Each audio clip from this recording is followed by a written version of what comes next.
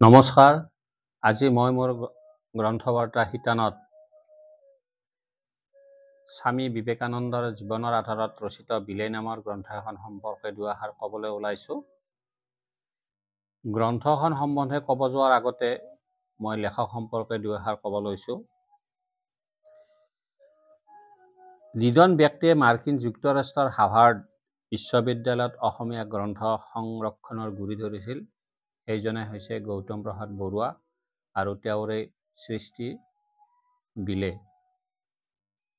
গৌতম প্ৰসাদ বৰুৱাৰ জন্মস্থান নগাঁও চহৰ আৰু বৰ্তমান কলিকতাৰ বাসিন্দা। তেখেতে বিভিন্ন শিক্ষানুষ্ঠানত উচ্চ শিক্ষা গ্ৰহণ কৰিছিল। কটন কলেজকে ধৰি আমেৰিকাৰ মিছৰী বিশ্ববিদ্যালয়ৰ দৰে উচ্চ শিক্ষাৰ অনুষ্ঠানতো শিক্ষা লাভ কৰিছিল। কাহিনীৰ লেখক অকল উপন্যাসকে নহয়, প্ৰবন্ধকাৰ, অৰ্থনীতিবিদ হিচাপেও তেখেতৰ পৰিচয় আছে। কবি হিচাপেও গৌতম প্ৰসাদ বৰুৱাদেৱৰ পৰিচিত। অসম সাহিত্য সভাই 1996 বৰ্ষত তেখেতক হেমবৰুৱা বঁটাৰে সন্মানিত কৰিছিল।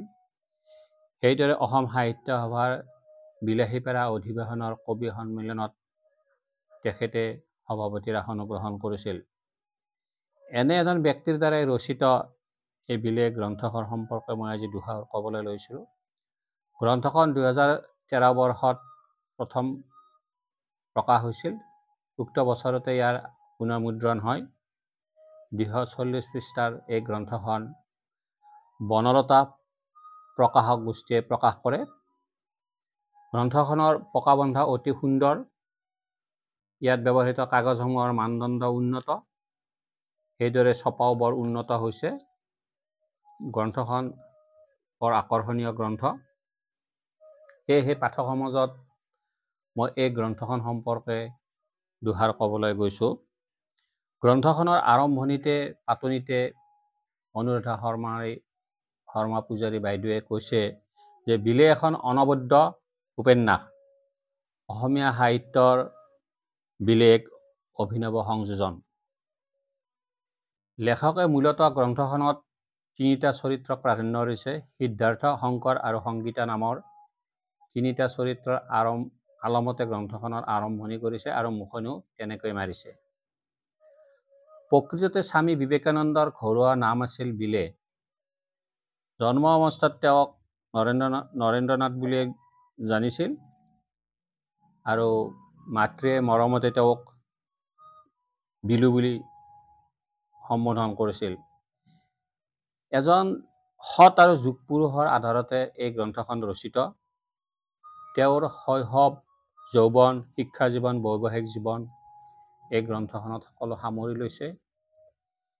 সেইদৰে আধ্যাত্মিক জীৱন গ্ৰহণ কৰিবলৈ যাওঁতে স্বামীজীয়ে যিবোৰ সমস্যাৰ সন্মুখীন হৈছিল, তেওঁৰ দেশ বিদেশ ভ্ৰমণ কৰোঁতে অৰ্জিত জ্ঞান, সেইদৰে ৰামকৃষ্ণ আমাৰ পৰমহংসদেৱৰ সান্নিধ্য, এই সকলোবোৰে গ্ৰন্থখনত বৰ্ণনা কৰিছে।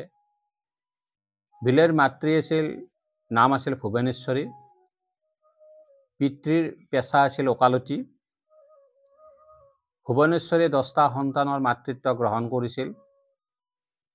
এবাৰ সপোনতে মাতা ভুৱনেশ্বৰীয়ে তেওঁৰ গৰ্ভত শিৱ স্থান লাভ কৰা দেখিছিল আৰু তাৰ পিছতে এটা পুত্ৰ সন্তানৰ জন্ম লাভ কৰে আৰু সেই পুত্ৰ সন্তানে হৈছে বিলৈ। মাতৃয়ে মৰমতে বিলু বুলিছিল। মাতৃয়ে শিশু অৱস্থাৰ পৰাই বিলুৰ মগজুত যে এটা ব্যতিক্ৰম সত্তা আছে সেয়া বুজি উঠিছিল আৰু সেইবাবে বিলুৰ প্ৰতি যথেষ্ট নজৰো দিছিল। সদায় বিলুক মাতৃয়ে শিকনি দিছিল, বুজাইছিল যে পুত্ৰক আজীৱন পবিত্ৰ হৈ থাকি নিজৰ মৰ্যাদা অটুট ৰাখিবলৈ কৈছিল। লোকৰ মৰ্যাদা লংঘন নকৰিবলৈ শিকাইছিল। শান্ত হৈ থাকি প্ৰয়োজনত হৃদয় দৃঢ় কৰিবলৈ বুজনি দিছিল। বিবেকানন্দই সংযম শক্তি আহৰণ কৰিছিল মাতৃ ভুৱনেশ্বৰীৰ পৰাই। কাৰণ এবাৰ বিবেকানন্দই নিজেই দেখিছিল যে মাতৃয়ে একেৰাহে 14 দিন উপবাসে আছিল আৰু তেতিয়াই মাতৃৰ সংযম শক্তিক ঢুকি পাইছিল আৰু তেওঁ নিজেও সেয়া আহৰণ কৰি লৈছিল। মাতৃ ভুৱনেশ্বৰীয়ে 43 বছৰ বয়সতে বৈধৱ যন্ত্ৰণাক সাৱটি ল'বলগীয়া হয়। তাৰ পিছত কন্যা সন্তানৰ আত্মহত্যা, পুত্ৰ সন্তানৰ অকাল মৃত্যু, এনেকুৱা দুখ যন্ত্ৰণাৰ মাজতে ঘৰুৱা কেছ মকৰ্দমাতো জড়িত হৈ পৰিব লাগিছিল মাতৃয়ে, আৰু সেই সকলোবোৰ নিজে চম্ভালিব লগা হৈছিল। গ্ৰন্থখনত স্বামীজীৰ শিক্ষা জীৱনকো সাঙুৰি লৈছে। স্বামীজীয়ে স্নাতক ডিগ্ৰী লাভ কৰিছিল।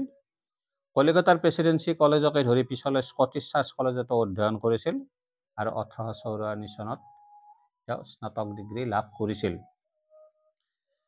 আধ্যাত্মিক জীৱন গঢ়িবলৈ স্বামীজীয়ে বহু বিপদৰ মাজেৰে আগবাঢ়িব লগা হৈছিল। সেয়া গ্ৰন্থখন পঢ়িলে পুংখানুপুংখ বুজি পোৱা যায়, আৰু লেখকে সেই সকলোবোৰ লিপিবদ্ধ কৰিবলৈ যথেষ্ট গৱেষণাধৰ্মী গ্ৰন্থ যে অধ্যয়ন কৰিব লাগিছিল সেয়া বুজি উঠা যায়। নৰেন্দ্ৰনাথৰ পৰা কেনেকৈ বিবেকানন্দ হ'ল, কেনেকৈ ৰামকৃষ্ণ পৰমহংসদেৱৰ সান্নিধ্যলৈ আহিল, কেনেকৈ ৰামকৃষ্ণ ঠাকুৰৰ বিয়োগ ঘটিল, কেনেকৈ স্বামীজীয়ে মত স্থাপন কৰিলে, সেয়া সকলোবোৰ ইয়াত পোৱা যায়। বিশ্বৰ বিভিন্ন দেশ কেনেকৈ স্বামীজীয়ে ভ্ৰমণ কৰিছিল সেয়াও লিপিবদ্ধ হৈছে। আমেৰিকা, ইংলেণ্ড, ব্ৰিটেইন সকলোবোৰ দেশে স্বামীজীয়ে ভ্ৰমণ কৰিছিল আৰু ভাষণ প্ৰদান কৰিছিল। অতি সৌভাগ্যৰ কথা যে 1901 চনৰ 18 মাৰ্চৰ দিনা স্বামীজী অসমলৈ আহিছিল, অসমৰ বিশেষকৈ গুৱাহাটীত, আৰু তাত 3খন সভাত যোগদান কৰিছিল। প্ৰধান সভাখন জুবিলি পাৰ্ক অৰ্থাৎ পাণবজাৰৰ যিটো আমি বৰ্তমান পৰিচিত পানী টেংকি বাছ ষ্টপেজত, তাত প্ৰথম সভাখনত স্বামীজীয়ে অংশগ্ৰহণ কৰিছিল। দ্বিতীয়খন সভা সোণাৰাম স্কুলত হৈছিল আৰু তাতো অংশগ্ৰহণ কৰিছিল। সেইদৰে তৃতীয়খন সভা বৰ্তমানৰ কটন মহাবিদ্যালয় প্ৰাংগণত হৈছিল, তাতো স্বামীজীয়ে অংশগ্ৰহণ কৰিছিল। অকল স্বামীজীয়ে নহয়, স্বামীজীৰ সৈতে আন 5জন সেৱকো আহিছিল, আৰু গুৱাহাটীৰ পিছতে স্বামীজী শ্বিলঙৰ লেবাননলৈ গৈছিল, তাতো সভাত অংশগ্ৰহণ কৰিছিল। এবাৰ ইংলেণ্ড ভ্ৰমণৰ সময়ত স্বামীজীৰ ভাষণ শুনি তাৰ সংবাদপত্ৰসমূহে স্বামীজীক বুদ্ধ আৰু খ্ৰীষ্টৰ সমপৰ্যায়ৰ আচাৰ্য হিচাপে সংবাদপত্ৰত প্ৰকাশ কৰিছিল। স্বামীজীয়ে জাহাজেৰে যেতিয়া আমেৰিকালৈ গৈছিল, সেই যাত্ৰাতে জামছেদজী টাটাৰ সৈতেও চিনাকি হৈছিল, সম্পৰ্কত আহিছিল, আৰু জামছেদজী টাটাক ভাৰতত উদ্যোগ স্থাপন কৰিবলৈ স্বামীজীয়ে উৎসাহিত কৰিছিল। স্বামীজী এজন ডাঙৰ অৰ্থনীতিবিদ হিচাপে পৰিচিত আছিল, আৰু সেয়েহে সুভাষ বসুৱে তেওঁৰ সান্নিধ্যলৈ আহি তেওঁৰ দৰ্শনত আকৰ্ষিত হৈছিল। ৰামকৃষ্ণ পৰমহংসদেৱে স্বামীজীক কম সময়তে বুজি উঠিছিল, আৰু দুয়োজনৰে সম্পৰ্ক মাত্ৰ 5 বছৰ ধৰিহে চলিছিল। স্বামীজীয়ে পৰমহংসদেৱৰ সান্নিধ্য লাভৰ বাবে দক্ষিণেশ্বৰলৈ আহিছিল 1881 চনত ডিচেম্বৰ মাহত, আৰু তাৰ 5 বছৰ পিছতে পৰমহংসদেৱৰ 1886 বৰ্ষৰ আগষ্ট মাহত মহাপ্ৰয়াণ ঘটে। স্বামীজীৰ আধ্যাত্মিক জীৱন বুজি উঠিবলৈ মাথো সেই সময়খিনিয়ে যেন যথেষ্ট আছিল। পৰমহংসদেৱে স্বামীজীৰ অন্তৰত সকলো দেখিছিল। গ্ৰন্থখনত এই সকলোবোৰ সন্নিৱিষ্ট কৰিছে। সকলো ঘাত প্ৰতিঘাত স্বামীজীৰ বৰ্ণনা আছে। বৰ্ণনা শৈলীও যথেষ্ট সবল। এবাৰ আৰম্ভণি গ্ৰন্থখন পঢ়িবলৈ মন মেলাৰ পিছতে তাক শেষ নোহোৱা পৰ্যন্ত পঢ়ি আকৰ্ষিত হৈ পৰে। গ্ৰন্থখন পঢ়ি আমি স্বামীজী সম্পৰ্কে এই বুজি উঠিব পাৰোঁ যে শক্তিয়ে জীৱন, দুৰ্বলতাই মৃত্যু। শক্তিয়ে সুখ আৰু আনন্দ, অৰ্থাৎ নিজ ইচ্ছা শক্তিৰ ওচৰত সকলো শক্তিহীন হৈ পৰে। স্বামীজীৰ ধৰ্ম আছিল হিন্দু। তেওঁৰ দৃষ্টিত হিন্দু এটা শ্ৰেষ্ঠ ধৰ্ম। স্বামীজীয়ে ভাৰতত মাতৃশক্তি প্ৰতিষ্ঠা কৰিবলৈ বিচাৰিছিল, আৰু তেওঁৰ সেয়া প্ৰবল ইচ্ছা আছিল। আজি স্বামীজীৰ বাসগৃহ চৰকাৰে সংৰক্ষিত কৰিছে, তালৈ পৰ্যটক আহে গৱেষণাৰ বাবে। সেইদৰে এই গ্ৰন্থখন গৱেষণাধৰ্মী ছাত্ৰ ছাত্ৰীসকলৰ বাবে যথেষ্ট উপযুক্ত বুলি মই বিবেচিত কৰোঁ। গ্ৰন্থখন সম্বন্ধে মোৰ অধ্যয়নৰ সংক্ষিপ্ত আভা এটা আপোনালোকৰ আগত দাঙি ধৰিছোঁ আৰু পাঠক সমাজ আপোনালোকে ইয়াত গ্ৰন্থখন আয়ত্ত কৰিলে পঢ়িলে নিশ্চয় উপকৃত হ'ব বুলি মই আশাবাদী। আপোনালোকৰ সহায় সহযোগিতা মই বিচাৰিছোঁ। মোৰ গ্ৰন্থবাৰ্তা শিতানত পৰৱৰ্তী নতুন নতুন গ্ৰন্থ কিছুমানৰ ওপৰত মই এটা সামান্য আভা আপোনালোকৰ ওচৰত দাঙি ধৰিম আৰু আপোনালোকৰ সহায় সহযোগিতা পালে মই নথৈ আনন্দিত হ'ম। এয়া আজি বিলেই গ্ৰন্থৰ সামান্যতম আভা দাঙি ধৰি মই মোৰ গ্ৰন্থবাৰ্তা শিতানত ইয়াতে মুখনি মাৰিলোঁ। ধন্যবাদ।